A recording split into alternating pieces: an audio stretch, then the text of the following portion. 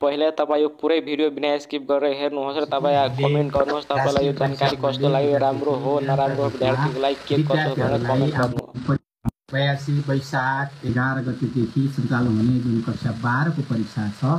त्यो परीक्षाको तयारीको लागि सबैतिर हामीले जिल्ला परीक्षा समन्वय समिति, प्रदेश परीक्षा व्यवस्थापन समिति, खास गरी केन्द्र पर्ने विद्यालयका प्रधानाध्यापक, शिक्षकहरू, त्यसपछि विद्यार्थी स्वयं र चाहिँ सबै चाहिँ शिक्षकहरूलाई अनुरोध गर्दै आएकोमा टेक्निकल्ली अहिले चाहिँ विद्यालयहरूको सन्दर्भमा अहिलेको परीक्षा 2 दिन, अब भोलि आजसम्म हामीले विद्यार्थीहरूले, अभिभावकज्यूहरूले परीक्षा कहिले हुन्छ भनिराख्नु भएको थियो र यसमा चाहिँ खास गरी अहिलेको बदलिदो जुन किसिमको सिचुएसन छ, जुन परिस्थिति छ, अहिलेको परिस्थितिलाई हेरेर हामीले चाहिँ पर्सिदेखि सञ्चालन हुने भनिएको जुन किसिमको परीक्षा छ त्यो परीक्षा चाहिँ 2082 वैशाख 21 गतेदेखि सञ्चालन गर्ने गरी हामीले सार्वजनिक नोटिस जारी गर्छौँ र यो केही दिन हामीले चाहिँ परीक्षाको तयारीको सन्दर्भमा केही दिन जुन किसिमको समय लाग्नेछ र त्यो समय लाग्ने सन्दर्भमा विशेष गरी यससँग सम्बन्धित सबै सरकारवालाहरू, विशेष गरी चाहिँ विद्यार्थीहरू, अभिभावकज्यूहरू, शिक्षकहरू र विद्यालयका केन्द्राध्यक्षज्यूहरू र त्यसबाहेक चाहिँ जिल्ला परीक्षा समन्वय समिति, प्रदेश परीक्षा व्यवस्थापन समिति, राष्ट्रिय परीक्षा बोर्ड लगायत सम्पूर्ण कार्यालयहरू र अरू संयन्त्र जुन किसिमको सुरक्षा निकायहरू र यसबाहेक माथिल्लो तहबाट हेर्ने जुन किसिमको शिक्षा मन्त्रालयदेखि लिएर स्थानीय तहसम्मको जुन संयन्त्र छ, स्थानीय सरकार समेत, र यसमा चाहिँ विभिन्न हिसाबले पत्रकार बन्धुहरू जसले चाहिँ यस सन्दर्भमा निकै चासो दिएर चाहिँ हाम्रो कुराहरू लिइराख्नु भएको छ, विद्यार्थीलाई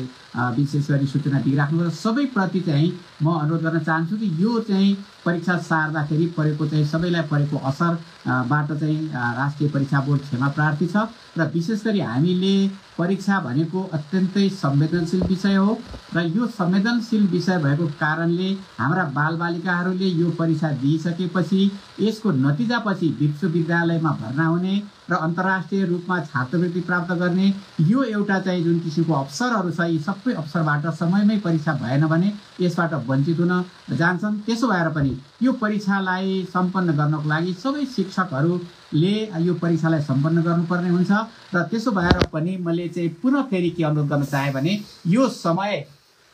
हामीले हरेक तयारी गर्नको लागि सबैको लागि, सबै सरकारवालाहरूको लागि चाहिँ पर्याप्त समय हुन्छ र तयारी हुन्छ भन्ने विषयमा चाहिँ राष्ट्रिय परीक्षा बोर्डले पुनः नेपाल सरकार समेतसँग विशेष गरी सम्माननीय प्रधानमन्त्री ज्यूसँग समेत चाहिँ हामीले सल्लाह गरेर यो खालको नोटिस हामीले चाहिँ जारी गरेका छौँ र यसबाट चाहिँ सबैलाई चाहिँ पुनः एकपटक विद्यार्थीहरूको जुन किसिमको चाहिँ एउटा परीक्षा दिन पाउने र नतिजा पाउने जुन किसिमको अधिकार छ, जुन किसिमको संवेदनशीलता छ, यो संवेदनशीलतालाई सबै आदरणीय व्यक्तित्वहरूबाट